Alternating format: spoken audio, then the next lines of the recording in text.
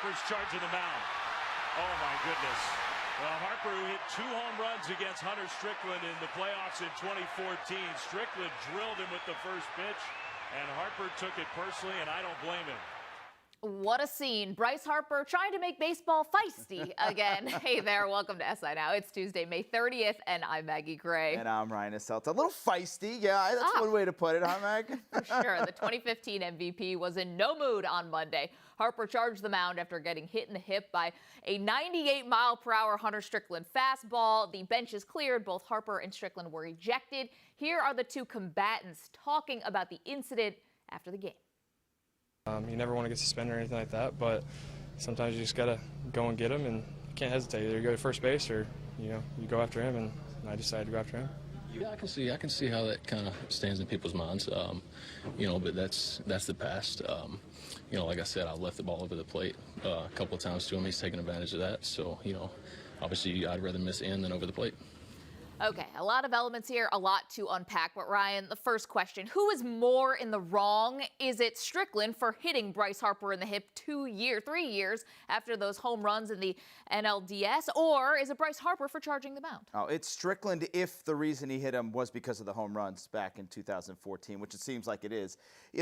That's a long time ago. By the way, Strickland, your team won the World Series, so relax. It's old news. But, yeah, Bryce Harper has got to defend himself. So I hold Bryce Harper in complete respect in this situation with Harper because of the way he handled himself, stood up for himself. But Strickland, if he's hitting a guy 3 years later, there's no room for that in baseball. Now, I'm all for guys policing themselves. If there was some other incident over the last 3 years or earlier this season where Strickland felt retaliation was necessary, he nailed him in the hip, he didn't throw it at his head. But if we're going back 3 years to the NLCS, give me a break. Well, the guys are policing themselves, Ryan, but they have to start doing a better job. If they're going to go by this unwritten code, then let's make sure everyone knows about the code and that the code has some kind of uniformity, even if it's not even though it's not actually written down. Because two things here: Strickland should have never hit Bryce Harper. It's too long to go after retaliation.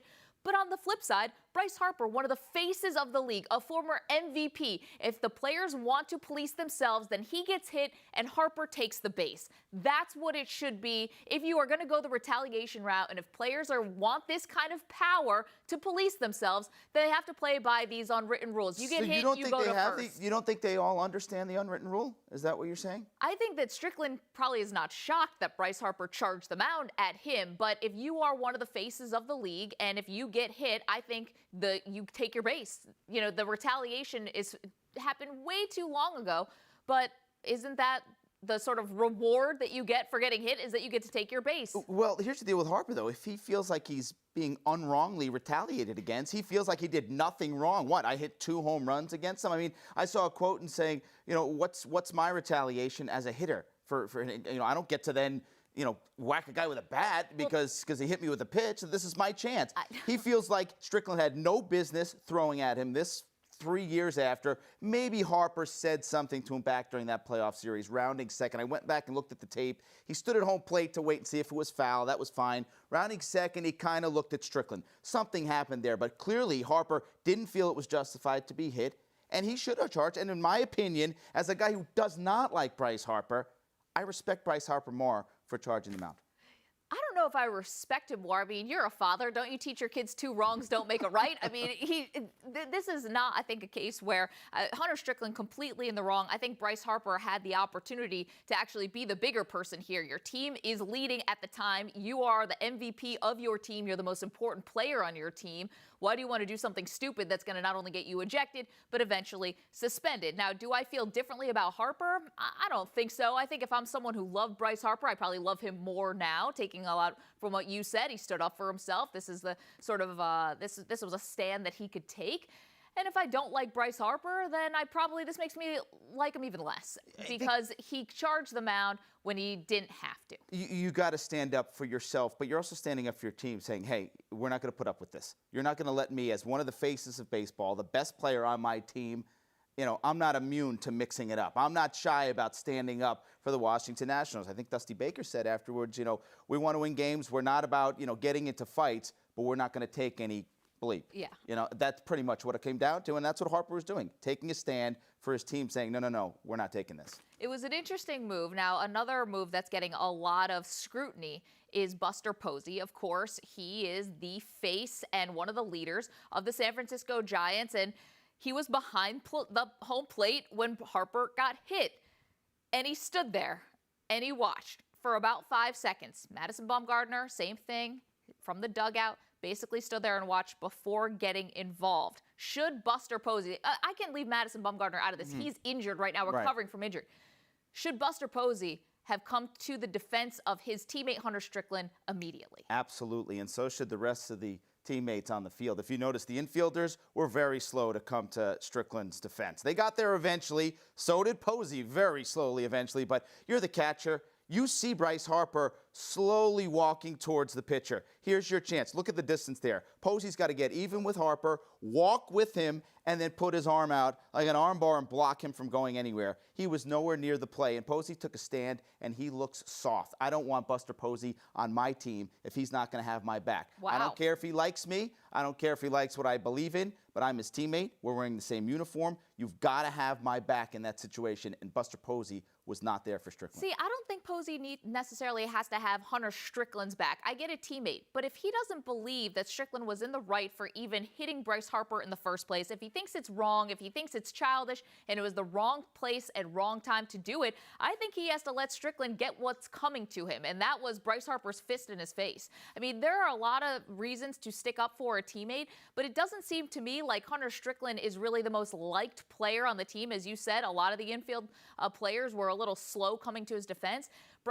Buster Posey is someone who has had concussions before. He's had serious injury. I don't know if I'm putting myself in harm's way in a game in May when I am probably frustrated with where the Giants are right now, which is 11 games out of first and 9 games under 500, and I'm trying to win a World Series. Buster Posey knows that he is way more important to the team than Hunter Strickland. He cannot afford to be injured. Same thing with Madison Bumgarner. He's the ace. He can't put himself in harm's way for some meaningless, stupid brawl for a guy who was clearly in the wrong. Yeah, I think Posey has to be there. And Posey's pissed because you know who's going to pay the price for Strickland is Posey. He's going to take a pitch. The next time they play the Nets, when San Francisco comes to Washington, he's going to take a pitch. But let's face it, this is a big team. You got 25-man roster, sometimes 40-man roster at some point during the year. You're not going to like all of your teammates. We've all been on teams where we have our good buddies, and you have other guys on the team you're not so crazy about. But if the last man on that roster gets into a fight, I am sticking up for him because he is my teammate. Buster Posey put himself ahead of the team, and it just can't happen. See, I'm okay with Buster Posey because of how important he is to the team to put himself first in this meaningless, absolutely meaningless exercise, which is two guys fighting each other in the middle of the field. If I'm Posey, I'm staying far away from that. I'm saying I'm the bigger person. I'm more important to this team. And you know what? I don't want to get in Bryce Harper's way at that point because he could have punched Buster Posey in the face. And now you have two superstars who have beef. I mean, we saw this with Manny Machado and Dustin Pedroia. You know, these are two guys who are faces of their team. And Pedroia went to Machado after he was, threw at Barnes, threw at his head and said, wasn't me. Dustin Pedroia really putting himself in front of the team at that point. And he sold his teammates down the river. He threw them right under the bus that day as well. I have a feeling we'll be hearing more about this as these two teams meet again at some point later in the season. Now it's going to be all right, now to the downward spiral of Tiger Woods. Arguably the greatest golfer of all time was arrested at around 3 a.m. on Monday and charged with DUI in Florida. Now, Woods released a statement on Tuesday and said that alcohol was not a factor in the arrest and that it was an unexpected reaction to prescription medication that caused his impairment. The mugshot, it's now going to be part of his legacy for the rest of his life. Maggie, when you heard the news, and we're hearing more today, that Tiger was passed out in his car with the blinker on, the engine running, the toxicology showed no alcohol in his system. So Tiger being truthful and saying that there was no alcohol involved in this situation. But when you heard about the DUI, what was the first emotion? Was it empathy or was it scorn? First emotion is scorn. You're 41 years old. You know better that if you're not feeling well, if you are impaired in any way, don't get behind the wheel of a car. He's lucky he didn't injure himself, kill somebody else. I mean, all that aside, the first thing I said is scorn because you're too old, you're too smart, and you're too rich to have something like this happen. Leave the car where it is. Get a ride. I mean, that thing, when things like this happen, my first thing is just how much of an idiot could you be. Then you start hearing more, and my tone kind of turned to empathy. This is someone who's had 4 back surgeries in very recent memory, and anyone who's either had a back surgery or knows someone who's had it, it is so incredibly painful that you can understand why he'd be taking medication to try to dull that pain. Now, why he's out driving at 3 a.m., I don't know. But if you do have some empathy that if he is in so much pain and he is taking these prescriptions, that, yeah, perhaps he's in a dark and a lonely spot where he's rehabbing. The game of golf, as he posted on his website, still very far away. He's taking it day by day. He can't twist. He's at least 2 to 3 months away from probably even swinging a golf club in a meaningful way. So then I start to feel a little bit of empathy that, you know, something that he loved, he's trying to make this comeback, has now been taken away from him. Yeah, my first emotion initially was sadness and seeing how far he has fallen from the pinnacle where he was. Sure. But that sadness came with a lack of shock. This did not surprise me. This downward spiral started in 2009 with his scandal, and it's been going downhill ever since. And honestly, I thought about this yesterday before I saw the news. I thought, I don't think this is booze. This has something to do with drugs. And you know about the 4 back surgeries. The back surgeries are painful. He's been on a ton of pain medication for a better part of 10 years now. You know, there was the reports that he was heavily taking Ambien for quite a long time, Vicodin for the pain. And it's kind of concerning more than everything to me because I don't think this is rock bottom. I had a lot of people ask me yesterday, is this it? Is he bottoming out? I don't think so, and that's kind of scary because people who are on prescription drugs, we've seen this in many sports, especially in football, they get addicted to prescription drugs, and that leads to other problems. And I hope that's not the case down the road for Tiger Woods, but... well, he has the money and the resources to get this problem fixed. But you mentioned something very important here, loneliness. Tiger Woods does not have a big group of friends. He has a couple close friends. One of them's his agent. One of them's Nota Begay, who he played with at Stanford, is now on Golf Channel. Other than that, he calls all these guys his friends on the PGA Tour, but they were guys he hung out with a little bit while at tournaments. He didn't spend time with many other people outside of the game. He's very private. He's never been very forthcoming with, you know, getting a view into his personal life. Sure. So when you talk about loneliness, yeah, what does Tiger have? Tiger's had golf and golf only his entire life. And he doesn't have that right now, and he doesn't know what else to do with himself. Okay, so does this cloud your view of him as a golfer? I think it does. And when you talk about the greatest of all time, there's always been the debate, Tiger Woods or Jack Nicklaus. Who is the greatest of all time? Tiger's, of course, come short of the major championship record, 4 short of Jack's record of 18. But when you talk about the greats, the greatest of all time, I think you kind of look at what they did outside of the game as well, whether that's community service, involvement with different charities, the life they lived outside of the game. Jack Nicklaus was fairly squeaky clean. He had an All-American image. When you look at Arnold Palmer, he did so much more away from the game of golf than he did actually on it, which enhanced his image as one of the greats in the game. This impacts it for me, Maggie. I was one of those Tiger fans that thought we would never see anyone like this. He is the greatest of all time. And now I look at the entire big picture, and I don't know if I can put that label on him. I think the only thing that separates Tiger from other athletes who've had a fall from grace is that it looks like for now he does not have a chance to make amends for it on the golf course. If anyone in this world is forgiving, it is sports fans. We are able to overlook quite a bit. We were talking before the show. Michael Phelps comes to mind. This is someone who obviously had, you know, marijuana stuff, but 2 DUIs. And he was able to turn his life around, come back, get back in the pool in Rio, and win again. And I think that it now changed the trajectory of his story. Tiger Woods doesn't seem like he gets to make amends on the golf course. If he was able to do that, I think that people would divorce his personal life from what he has done as a golfer, and for that reason, I think he is still the greatest. Well, you know what? He has had a chance. I mean, the initial scandal and everything that happened with his wife and crashing into the fire hydrant and the women, the stories, and the covers of the New York Post, that was in 2009. Tiger's played a lot of golf since then. He just has never won a major since that moment in his life, whereas Phelps came back and won more gold medals and one of the most decorated Olympians in sports history. So Tiger's had a chance. He hasn't done it. It would change the narrative if he came back from this and won a major championship. And like you said, the sports world would celebrate Tiger Woods if he did that. Man, you golf fans are tough, though. He's won tournaments. He just hasn't won a major since then. We should talk about football. Had some news. Colin Kaepernick supporters are calling it a show of solidarity. A small group is vowing to protest outside the NFL's headquarters in New York City until Kaepernick is signed.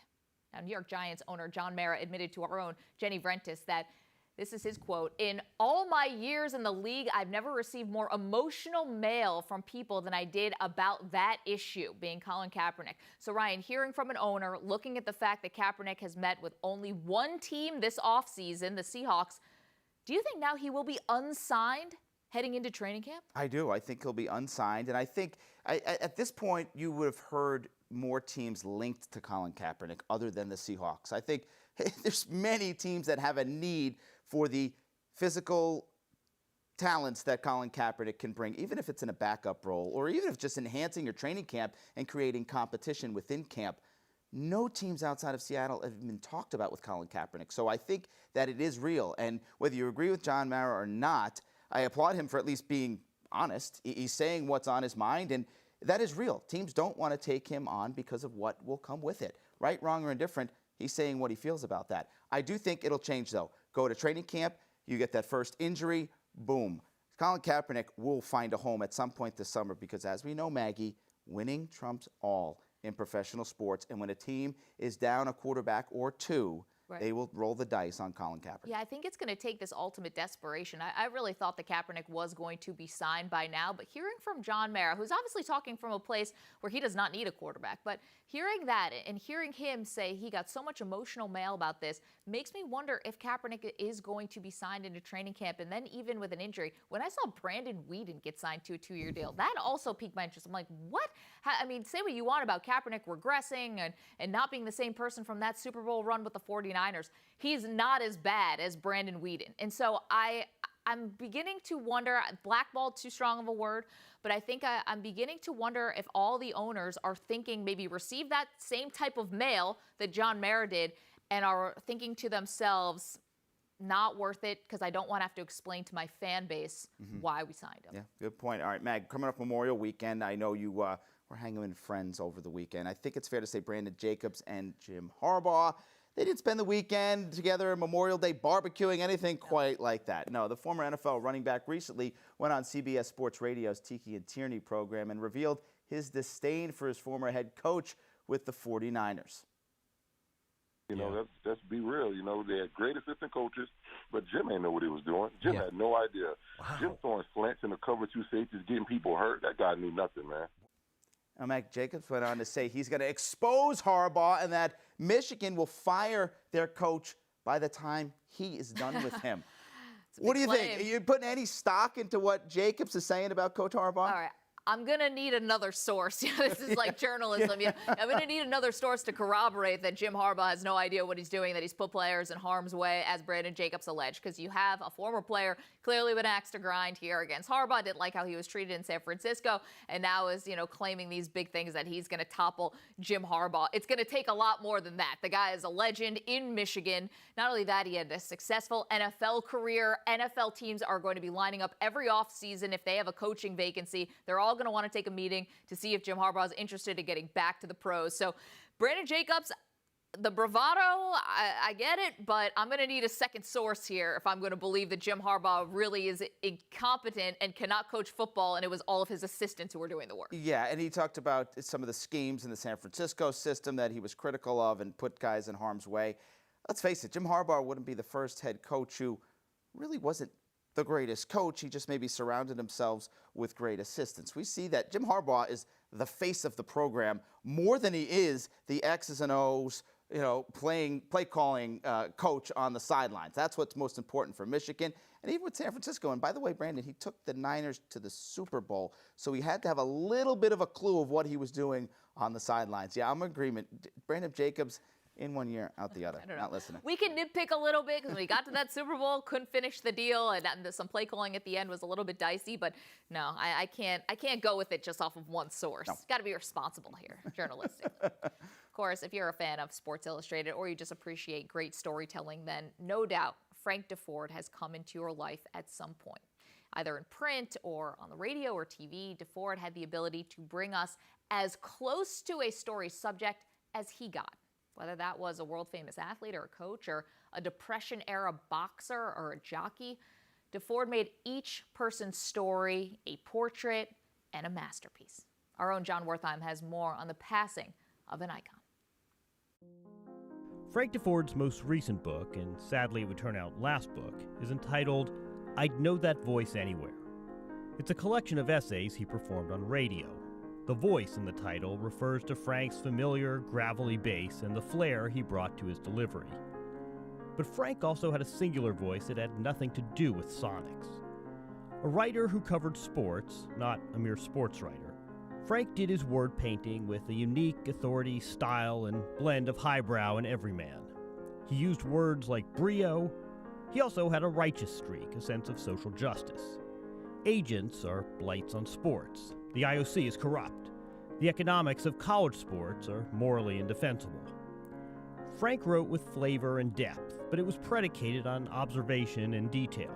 He noticed, for instance, that Bob Knight had dimples. Who knew? Above all, Frank was versatile. He could write a lyrical profile, but he could just as easily write a column filled with outrage. He once profiled a basketball coach, Nolan Richardson, in the form of a 4-act play. He was versatile with platform, too, best known for his magazine work, but a man who finished his career on television and on radio. Frank Deford passed away Sunday at age 78. He will be missed. His voice will be missed. We'd know that voice anywhere.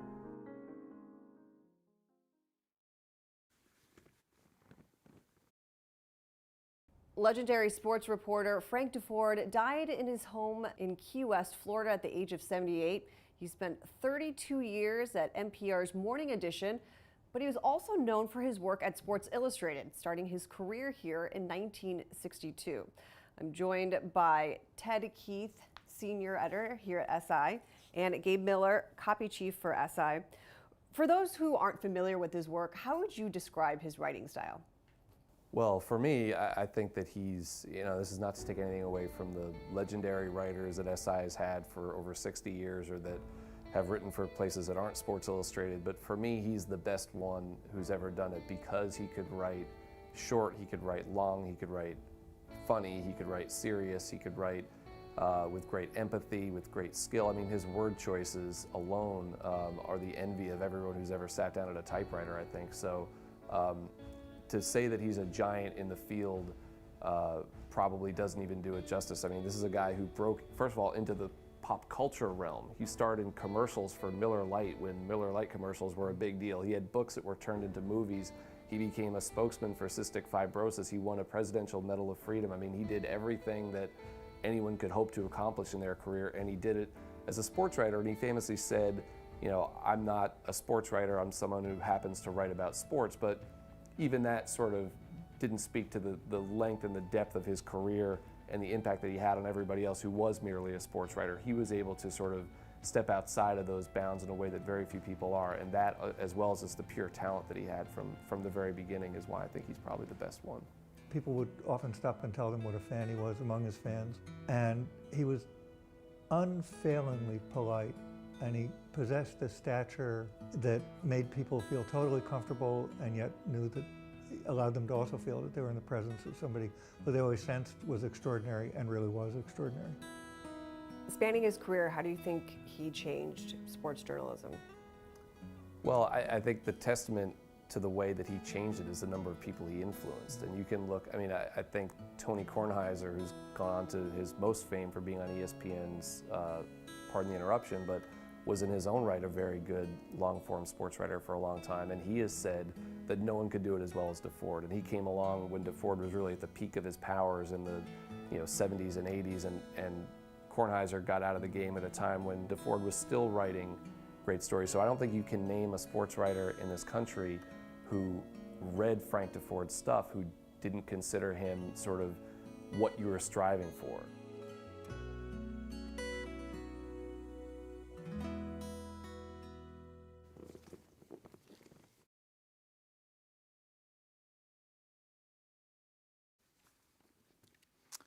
All right, now to a few stories that may have caught our eye on Monday, as you see right there, a little double side-eye action. We're going to start with Lavar Ball, who a day after a video showed him ripping his AAU basketball team during a blowout loss. Ball seemed to be much more subdued talking to his team. Ball talked with his players about being smart following a retaliatory foul by one of his players and said he could have easily retaliated and snapped and choked some of his critics, but he chose not to.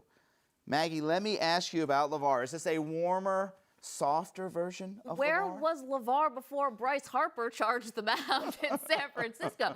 Could have used him there. No, what really stood out to me is this is one thing Lavar said. He says, he's talking to one of his kids. He says, you want to try to make a highlight film rather than the easy way, but then you miss and it's a stupid move. I mean, Lavar, turn the camera on yourself. You're making a highlight reel, and you could make things a lot easier for yourself if you just let Lonzo let his own play do the talking. If you stop putting together this highlight reel of just unbelievably asinine things that he said, from that he'd kill Michael Jordan in a game of one-on-one to saying that Lonzo's better than Steph Curry, all that stuff. I think Lavar has to turn the mirror on himself. You know, you take a selfie. He's got to do that. Self-reflection, and say basically that he is trying to make the equivalent of a highlight reel, and he shouldn't be admonishing kids on his team for trying to do the same. Look, they're learning from the best. Oh, yeah, from the best. Yeah, here's my take on Lavar Ball. First of all, he's like a gnat. Every time I see him now, I'm like, I'm not going to listen to what he says. I'm not paying him any mind. My biggest criticism here is of the parents who put their kids in the hands of this guy and decide, I want him to coach my kids. Are you kidding me? The way he talks to them, profanities, cursing at these kids, yelling at them, saying, you got to shoot the ball better. You got to play better defense. Well, that's really great coaching. Way to motivate the kids, coach. Are you kidding me? A kid hears that. That's supposed to get him on the floor. Of course he knows he's supposed to try to score more. He didn't mean to miss those shots. The parents that decide that he's the best fit to coach their kids, they're the ones that need a little self-reflection and look in the mirror. Well, maybe they're looking at him and saying, listen, the results, the proof's in the pudding. He's gotten his kids to be elite-level basketball players. Maybe he can do the same for my kids. And look at the T-shirt he's wearing. What? Stay in your lane. Isn't that a reference to his beef with Christine Leahy on Fox Sports? Yeah, he's using it. Self-promotion. Always self-promotion, even in the huddle with his own kids. All right, on Monday night's episode of The Bachelorette, Ryan, a surprise appearance by none other than Hall of Famer Kareem Abdul-Jabbar. This one was a little bit shocking. I mean, is there a weirder combination than Kareem on The Bachelorette? You know, I'm going to answer this. I don't think there's staged. I mean, it's staged. It was all set up for him to use in the gym and everything. Of course. Here's the thing about Kareem. This is why I'm shocked about this appearance. Kareem, incredibly brilliant man. Right. You know, very smart, but also knows comedy, right? Knows a wink and a nod, considering he was in the movie Airplane, which is a comedic masterpiece, and played a very self-deprecating role of kind of a wink and a nod to the camera. He knows that this is a little bit out of bounds. You can't even contain yourself. I can't even keep a straight face. But I feel like this is what I wish for Kareem. He clearly has good taste because Airplane was a very funny movie. He's been in kung fu movies.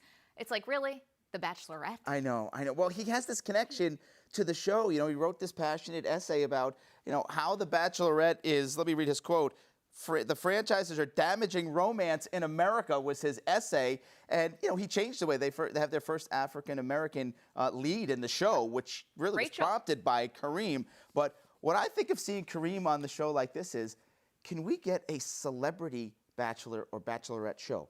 I mean, complete celebrities. The contestants and the lead character are all celebrities. And can we create the dating game known as The Bachelor out of that? Kareem, I'd love to see him on there. You're going to need some really deep pockets to make that happen, because these celebrities Would are you not watch, going to go on this without getting paid. Would you watch Maggie Gray? Of course. I watch The Bachelor and The Bachelorette. Yeah. I watch it when they're not celebrities. So, yes, I definitely would. Yeah. Finally, the Penguins took Game 1 of the Stanley Cup final, but only after a rally by the Predators that may have been spurred by the catfish on the ice. It's a tradition for Predators fans, like how Red Wings fans throw octopi on the ice. There it is. The Predators fans like to throw catfish. Ryan, is this cool or is it just gross? Well, it's gross when you see the dead fish upside. That's gross. Ugh. I mean, yeah, Guts that's are kind of hanging gross. out. But it is cool that a franchise that was an expansion team is trying to, you know, have some long-standing identity, as the Red Wings have done with the octopus, which dates back to 1952, and they still have that going on to this day. Yeah, obviously the Predators are not the Detroit Red Wings, but they're trying. The problem is this was staged. It was tied to a radio station in Nashville. You had a label with the sports radio station and the show on the back of the catfish when he was thrown out there.